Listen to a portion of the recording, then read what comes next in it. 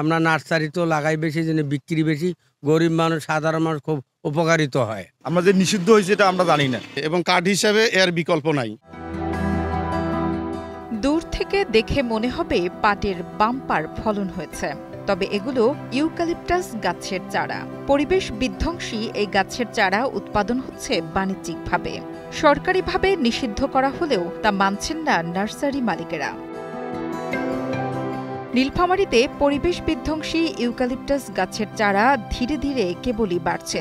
সরকারি নিষেধাজ্ঞা থাকা সত্ত্বেও চারা উৎপাদন ও বিক্রয় অব্যাহত রয়েছে। চারা রোপণ ও বিক্রয় নিষিদ্ধ থাকলেও জেলার বিভিন্ন স্থানে অনায়াসেই গড়ে উঠছে এর বাগান। ইউক্যালিপটাস গাছ ভূপৃষ্ঠ থেকে প্রচুর পরিমাণে পানি শোষণ করে, যার ফলে আশেপাশের গাছপালা, ফসল এমনকি মাটির উর্বরতা পর্যন্ত ক্ষতিগ্রস্ত হচ্ছে। জীববৈচিত্র্য বিলুপ্তির পাশাপাশি মাটির স্বাভাবিক গুণাগুণও নষ্ট হয়ে যাচ্ছে।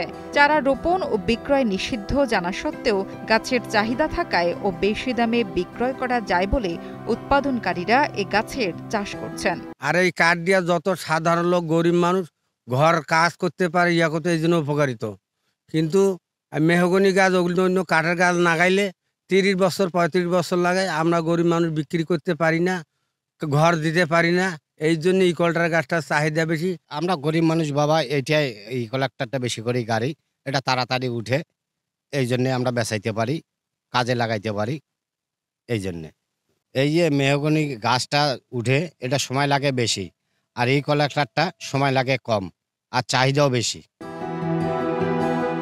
আগ্রাসী এই গাছটির উৎপাদন ও ক্রয় বিক্রয় নিষিদ্ধ সেটি জানেন না সাধারণ মানুষ, আর তাই ভালো কাঠের গাছ হিসেবে কিনছেন পরিবেশ বিধ্বংসী ইউক্যালিপটাস গাছের চারা। এই ইউক্যালিপটাসের গাছ যে আমরা নিষিদ্ধ আমরা জানি না, আমরা কাঠের ঘরের কাজের জন্য ব্যবহৃত করি, এই জন্য আমরা ক্রয় বিক্রয় করি। এটা অল্প দিনে তাড়াতাড়ি বড় হয়, আবার কাঠের জন্য, ঘরের কাজের জন্য খুব সাফল্য জিনিসটা, এই জন্য আমরা ক্রয় বিক্রয় করি এই ইউক্যালিপটাস গাছ। টানা 7বার মতো বেস্ট টিস্যু পেপার ব্র্যান্ড হিসেবে স্বীকৃতি পেয়েছে বসুন্ধরা টিস্যু। এই ইউক্যালিপটাস গাছ সরকারিভাবে নিষেধ, এই কথাটা শুনেছি, কিন্তু এর কোনো প্রতিফলন পাই নেই।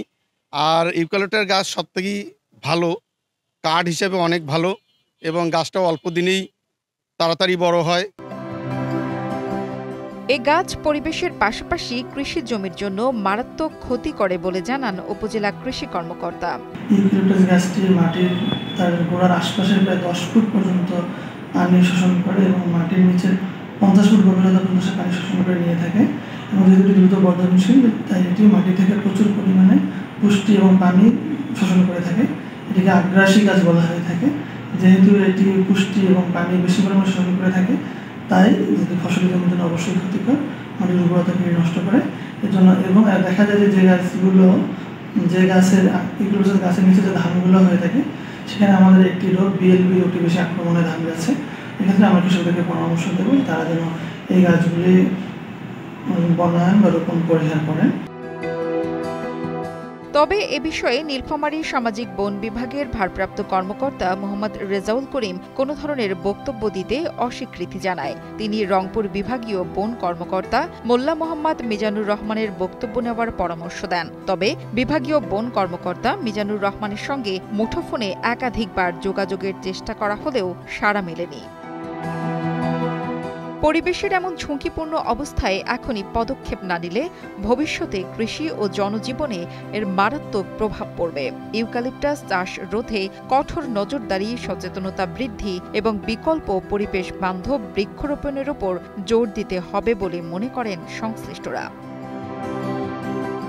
নাইম শাহের পাঠানো তথ্য ও ভিডিও চিত্রে ডেস্ক রিপোর্ট, কালের কণ্ঠ।